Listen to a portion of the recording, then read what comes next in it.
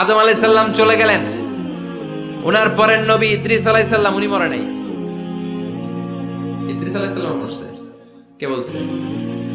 উনিও মরেছেন। তবে ওনার মৃত্যুর আজীব এক ঘটনা আছে, অনেক লম্বা কথা।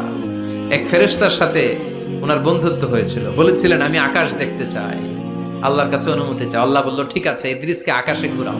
প্রথম আকাশে ঘুরলেন, দ্বিতীয় আকাশে ঘুরলেন, তৃতীয় আকাশে ঘুরলেন, চতুর্থ আকাশে ঘুরলেন। ইন দ্য মিন টাইম চতুর্থ আসমানে মালাকুল মাউত পৃথিবীর দিকে নেমে আসছিল।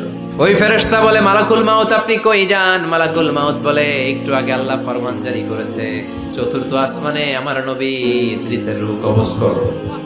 সুবহানাল্লাহ। আমি বললাম আল্লাহ আপনার পাঠানো নবী সাইয়েদনা ইদ্রিস থাকে দুনিয়া